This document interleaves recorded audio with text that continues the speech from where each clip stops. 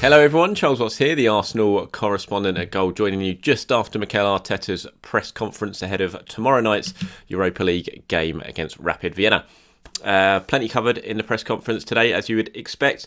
Certainly some of the fallout from Sunday's game, the incidents of defeat, and also looking ahead to tomorrow night's with injury news on Thomas Partey, Gabriel Martinelli update, David Luiz and stuff. So I thought I'd pop on, just quickly go over what Mikel had to say, look ahead potentially to that game against Rapid Vienna, give my predicted 11 maybe, and although I might save that, I might do a video tomorrow with the predicted 11, have a little bit more time to think about what exactly I'm expecting to see tomorrow.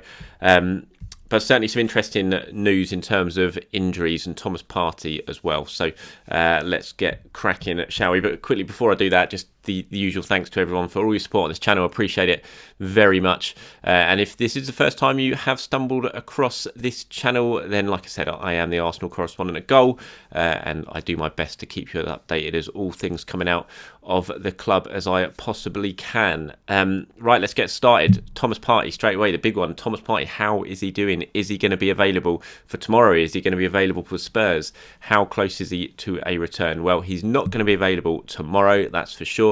But Mikel Arteta hasn't ruled him out of playing against Spurs on Sunday. I still think it's probably doubtful, but he hasn't totally ruled him out. So far, Thomas Partey has been training on his own, working in his rehab, working in the gym, doing a little bit, by the sounds of it, out on the pitch on his own, but nothing with the group. That still hasn't happened yet. And when you think it's Wednesday today, that's not looking brilliant in terms of him going straight into the side against Spurs on Sunday. But like I said, it hasn't been ruled out. He is ready to play. According to Mikel Arteta, he's desperate to play, he's pushing to play, but the medical department haven't yet given the green light. They're going to give him another scan, which I presume will have to be today or tomorrow. Then they'll get the results back from that scan to see if the thigh injury has healed. If it has, then they will allow him to return to full training, and that would mean there is a possibility of him featuring against Spurs. I'll just go through a little bit about what Mikel Arteta had to say about Thomas. He says he has been training separately in the last week or so. We have to scan him again to see how he's feeling. He's a player that is so willing. He's pushing us every day because he wants to do it. But at the same time, we have to protect and make sure when he does get back in the team and he is ready to do that, whatever extent of minutes we can use him. So this week is going to be crucial. The moment he starts to train in parts of the team, see how he's feeling and how he is evolving day by day. Then he was asked specifically, could he possibly play against Spurs on Sunday? And he said, we don't know. Again, he's really pushing. Every day he's trying to get around the doctor and the physios. He hasn't trained with the team yet, so let's see if he can get in a session or two. We need to scan him again to see the extent of the injury and how is it healed. I know if it is Thomas wants to play tomorrow, then we have to see medically that he is safe to participate. So yeah, the thing is, I mean, look, we all want Thomas Partey to come back. We know how much of an improvement he is to this team. We saw how good he was when he played against Manchester United at Old Trafford, and the difference he had, the impact he had on that performance and on that result, and then the impact his absence has had on Arsenal ever since then.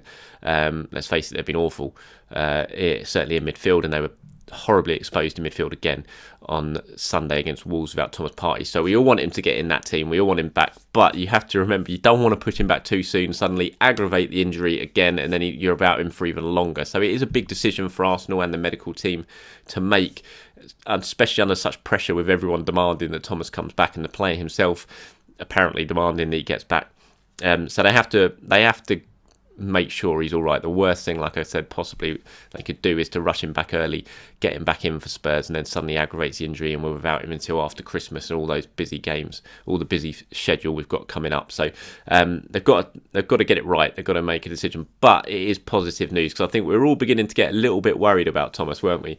Arsenal's updates weren't great with him. They weren't setting any sort of dates about a possible return. Mikel Arteta saying to me after the game in midweek that the injury was more serious than they first thought, and that they could be without him for a few games. Well, this is a slightly more positive update on Thomas Partey, so hopefully, fingers crossed, it won't be too long until we see the Ghana international back again. Also, looks like David Luiz will be okay for Sunday as well. He's not going to play tomorrow night as he continues off that horrible clash of heads with Raul Jimenez. Mikel Arteta saying that he thinks he'll be fit to play if the scar is healing properly and he is comfortable heading the ball, then there shouldn't be any problems, he said. So positive news on David Luiz and positive news on Thomas Partey. In terms of tomorrow's game against Rapid Vienna, I think we're going to see plenty of changes. That's certainly the feeling I got coming out of this press conference with Mikel Arteta today. He kind of admitted himself that Sunday's game against Tottenham is obviously the bigger game. Arsenal, we know, have qualified already for the knockout stages of the Europa League, so there's no point risking too many players. There will be certain players that play. We know Nicolas Pepe will, because he's obviously suspended for the Premier League. But I think on the whole, we're not going to see too many of the real sort of what you would consider first teamers at the moment playing, because they will all be rested ahead of that game against Spurs on Sunday. Mikel Arteta was asked about this. He said, honestly, with the names at the end of the day, we're going to play players that we believe can perform at the level that is required in this competition. Obviously, we have a massive game on Sunday, but we need to get back from the defeat against Wolves as well, and it's important not just to respect the fans who are here. Obviously, fans are coming back, but for the club that we represent, we need to give a really good performance and we have to win the game. So, yeah, I think Arteta's balancing the things out there and balancing out the importance of Tottenham, the game against Tottenham as well, but also balancing out the fact that they're going to be fans inside the stadium for the first time in a long time. They don't want to be seeing the reserves, really, and also balancing out that Arsenal need to get back to winning ways after that defeat against Wolves. So I think it's probably going to be a similar sort of side that we've seen in recent games when it comes to the Europa League. I don't think I'm not expecting to see Miguel Aziz, Balogun, all this lot start in basically an under-23s lineup against Vienna. I don't think it will be the case. I think there'll certainly be plenty of experienced players as well, but there will be a lot of changes from the team that played against Wolves on Sunday night. I had the chance to ask Mikel Arteta a few questions. I asked him about Gabriel Martinelli. The good update we got from Arsenal today was that Gabriel Martinelli was going to be is scheduled to play for the under-23s this month as he steps up his return. We've seen he's back in training now, and now Arsenal are saying he will definitely feature for the under-23s as he steps up, trying to get back towards the first team after this horrible long knee injury he's had.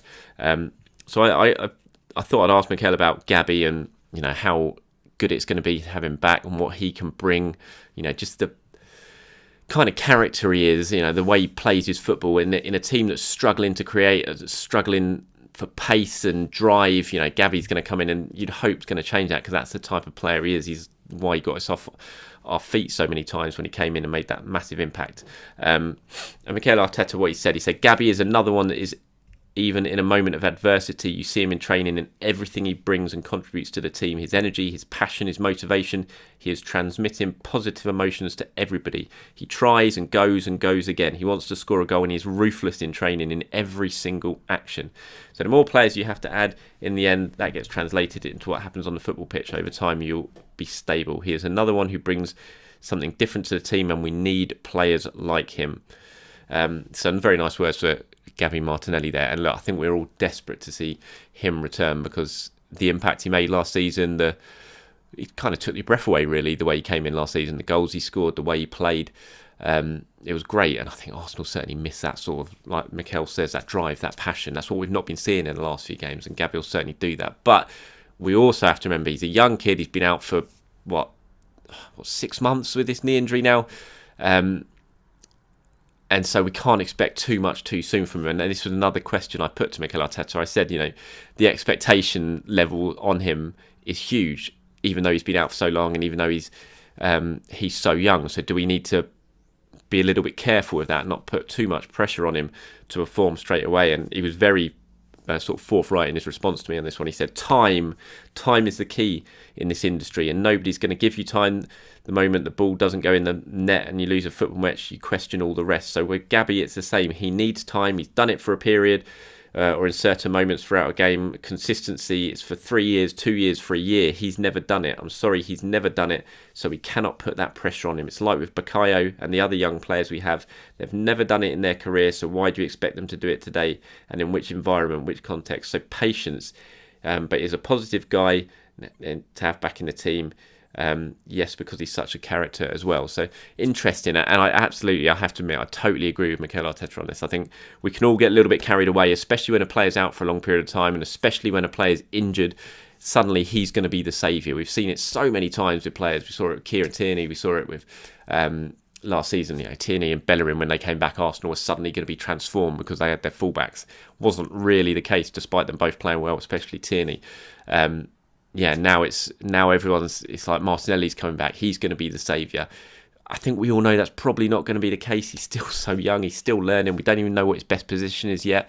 Mikel wasn't even really using him that much before he got the injury. So I think we've got to calm down a little bit when it comes to Martinelli. Yes, it's brilliant to have him back. It's going to be great to see him back, and hopefully he can hit the ground running and he can make an impact. But he's suddenly not going to come in and transform Arsenal's season and make them suddenly top 4 title contenders. It's just not going to happen. So we have to ease back a little bit when it comes to the expectation levels with Gabby. I did ask Mikel. I'm not going to go too much into this because it's a really long answer, and I'll be sitting here for like 2 minutes reading off a quote. You can find it on the Arsenal website. They've put their transcript up. I asked him about the process that Mikel Arteta has always spoken about, and whether recent results and recent run of form has changed his process a little bit. If he's having to look at it a little bit more now, and kind of realise that this process at the moment it doesn't seem to be working. So does he have to do something different? It was an interesting response. I thought, like I said, it's long, so I'm not going to go through it all. So do head over you'll find it on the Arsenal websites from the transcript, or the video will come up pretty soon, I'm sure. But just the first piece is our process has to be reviewed constantly with what you do, what we're trying to achieve, and why things are working or why they are not. When things are going well, he says, for me, the dream that I have is with love. For me, the dream that I have with the love that I have for this football club is to achieve the level that this club deserves and build a project. But believe me, it takes time. And this is not a month or 3 months. This is time and time and time. A lot of good decisions and a lot of good support. This is where we are, and this is why I'm ready to fight. When things are going well, it's easy. Everybody wants to be there on the front pages, on the TV, celebrating, being part of something. But unfortunately, at the moment, we aren't that good. The lines are really thin. We need to be really humble and understand that these lines are thin. But if we do it, we can compete against any team, and we've shown that. So I thought it was an interesting response. Like I said, go over and have a read of it. It's kind of what I was speaking about in yesterday's video, that I do, as much as I understand why Mikel's under pressure. Look, he's the Arsenal manager. He's going to be under pressure. That comes with the territory. If you don't get results, if you start losing games, you're going to come under pressure. It doesn't matter how long you've been at the club. It doesn't matter what you've won, what silverware you've won. Even if you've won something 4 months ago like he has, you're going to be under pressure. But I still do think Arsenal is very much a work in progress at Arsenal. We've seen it. He needs new players. We know that. He's only had one full transfer window. The spine has been improved immeasurably with Partey and Gabriel, but he needs more. He needs more midfielders. He needs a better midfield. There's no doubt about it. He needs others of similar quality to Partey around him. He needs attacking midfielders. He possibly needs a striker. It's not going to happen overnight. He needs time, and I think to really put pressure on him already, for me, it's too much. And I know everyone's got their opinion. I know other people have different opinions to me, and they think he should be going because of this recent run of results. I can't myself agree with it. I said it yesterday, and I agree with him that I think this is a project that's going to take an awful lot of time. It's been change after change at Arsenal for so long now. We've had 3 different managers in a few years. All those managers have got their own players in this current squad. We've had a technical director now, we've had head of football, we had a chief executive, all in the space of about 3 years as well. They've all brought their own people into the squad, so it's an absolute mismatch. Now is the time for a bit of stability. It's a bit of a time to have a clear plan, a clear vision, which in my view Arteta and Edu have, and that's what they're working towards. And hopefully we're going to see the Arsenal reaping a benefit over that over the course of the next 1 or 2 transfer windows, and they are going to be a better team. I think we saw last season what Mikel Arteta can bring tactically with his coaching to the squad. He won a trophy. Not an easy thing to do. He beat very good teams in that way. On the route to that trophy, he's beaten very good teams in the league and in the cup since he arrived at Arsenal. Now he's in his first real difficult spell. He needs to find a solution to that. I said yesterday, And if he does suddenly go on a 10-game losing run now, then he's going to come under pressure and possibly he will end up going, because that's the nature of the beast. But I still think, for me, that it's about backing him, it's about giving him time, it's about building this project over the next couple of windows and getting Arsenal back to where they belong. It's not something that's going to happen overnight, unfortunately. Right, that's it from today's video and today's press conference. Thank you very much for watching, everyone. I will try and pop back on tomorrow morning, take a little bit more of a look at the Rapid Vienna game, and who I expect to be playing and how things might shape up. Thanks for watching. Appreciate it. Please do head over to goal.com to find all the Arsenal latest news on. You can get it all on my Twitter account as well. I've posted links to my stories there, which is @Charles_Watts. Thanks for watching, everyone. I'll speak to you soon.